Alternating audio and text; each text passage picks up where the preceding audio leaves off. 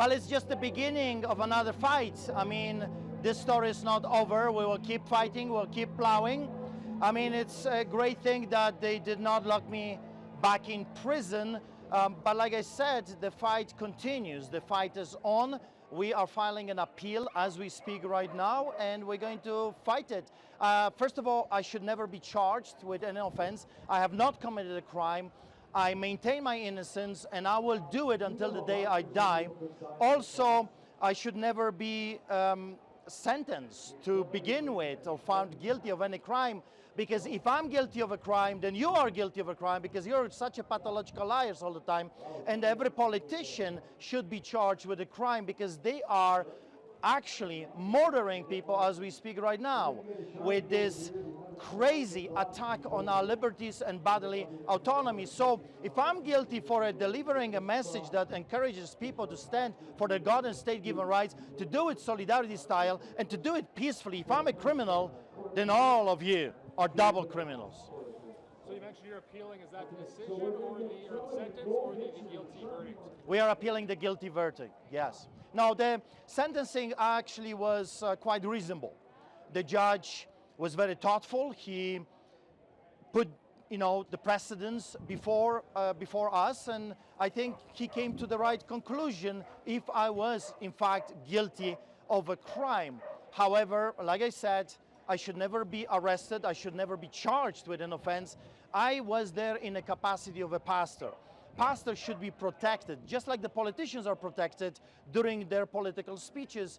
Pastors should be protected delivering sermons. What did I say over there? I told people to stand for God and state given rights and to do it peacefully 3 times. And yet you guys accused me of inciting violence on people. That's unbelievable. Pastor, what was going through your mind during the court proceedings? This has been going on for a while, but just get your reaction to this too. Well, I was fully prepared to go to prison today. I'm still fully prepared to go to prison if needs be. Every revolution, every uprising, every civil rights movement requires martyrs. And I didn't want to become one, but they made me one. I always said to the government officials, leave me alone. Please leave me alone. Let me do what I'm good at, which is feeding the poor, preaching the gospel, and just being a church. You don't have to come and listen to me. However, let me do my job. And that's what I did in the past 3 years. I did my job. I am a shepherd. I stood by hurting people. I did my best. You don't have to like it. So I was fully prepared to go to prison. I was actually expecting to go to prison. Like I gave everything to my wife, including my cell phone, expecting to be locked.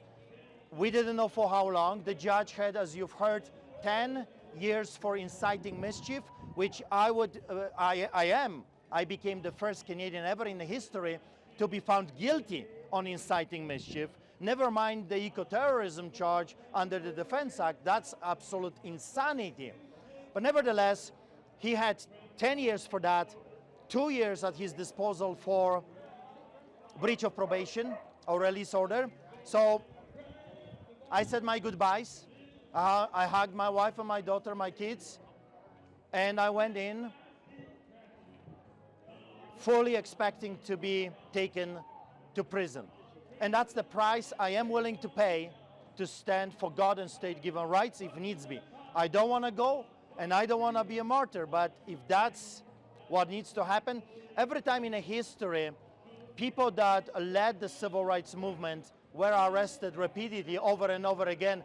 I know history, I teach history, not just theology, so I was always familiar with the concept that if you are to lead people against tyranny on a scale that we're seeing right now, there will be a price to pay. It looked like there were several hundred people out here today to support you.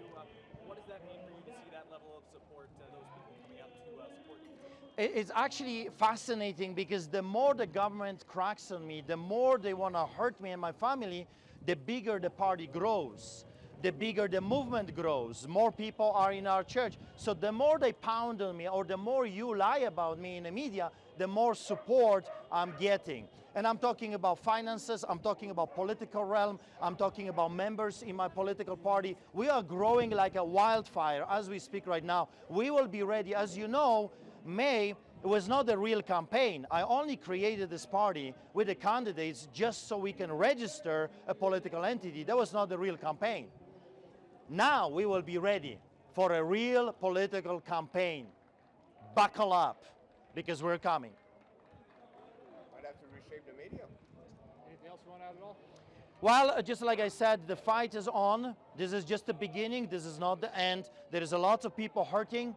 And obviously, as you are aware, we are heading for a round 2 of lockdowns, mandates, restrictions, muzzles, whatever. So I will be ready. They are getting ready for us. I think people, Albertans, are ready for them. Thank you, Pastor. Appreciate it. Thank you so much. Thank you.